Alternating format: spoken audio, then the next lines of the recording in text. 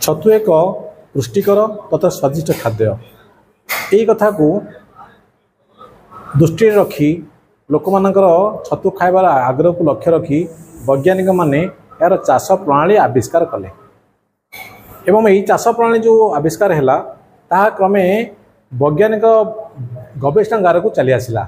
से गवेषणागार रे छतु मंजी किपरि तैयारी हेबो ताहा विभिन्न समय विभिन्न देश आरंभ होगा बेले भारत वर्ष में 1942 मसीह आरंभ होता। ओडिशा रे 1973 मसीह यही कार्यक्रम आरंभ होला। डॉक्टर गोराचंद दत्त ये कार्यक्रम शुभारंभ करते।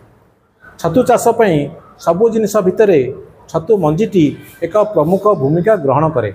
सेतिपई जो जिनिस गुड़िक दरकार ताहला गहम एवं ता सहित कैल्शियम कार्बोनेट एवं तापी पाउच किंवा बोतल एवं दुईटी मेसीन गोटे है ऑटोक्लेव अन्य लामिनार एयरप्रूफ।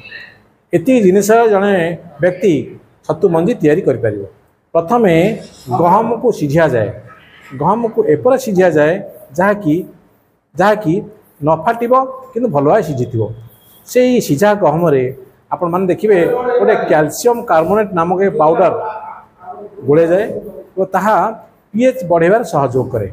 एवं सही पाउडर मिसा गहम को आमे पाउच रे हो कि बोतल रे हो जेकोस कंटेनर रे रखी दो जहाँ ट्रांसपेरेंट थी देखा जाउथि बाहर को भर्ती हो सारा ता उपरे नॉन ऑब्जर्वमेंट कॉटन जहाँ कि पानी आपण शोषि पार नथियो से भली तुला आमे दऊ एवं ताहा नै करी ऑटोक्लेव मशीन भितर रखू। ऑटोक्लेव मशीन भितर 22.5 प्रेशर रे 120 डिग्री टेम्परेचर रे ता स्टेरिलाइज हुए बा जीवाणु विहीन करा जाए।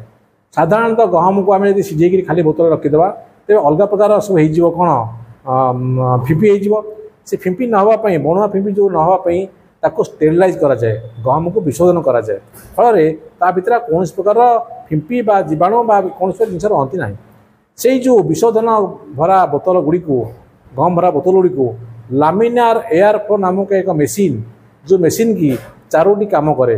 गोटे है आपणकर धूली की से रोके तार फिल्टर लगी जीवाणु को भूताणु को से रोके। तृतीय लामिनार बा गोटे शुद्ध वायु छाड़े और ता सहित कंटामिनेशन फ्री करे।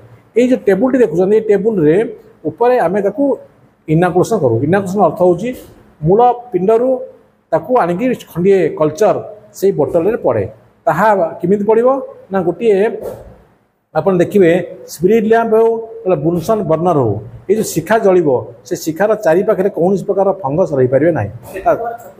हाँ ये जो मंजी कथा मुझे साधारणतः छतु चाष मंजी दरकार जिते प्रकार छतु अच्छी सब प्रकार छतु को आम चाष उपयोग करूना। ये पृथ्वी में 144,000 प्रकार फंगस अच्छा भितर मात्र 10,000 प्रकार छतु आम देखुचे एवं बाकी तो देखिपारूना आम 1000 प्रकार छतु खाद्य उपयोगी ता भीतर मात्र 39 प्रकार छतु को आम चाष उपयोगी करें एवं से चाष उपयोगी छतु पे मंजी दरकार। से मंजी आमर विभिन्न छतु पे विभिन्न प्रकार मंजी किंतु मूल बेस है गहम। गहम उपरे आप जो छतुर फिंपीटी मड़ेबे से फिंपीटी से प्रकार छतु फुटिबो।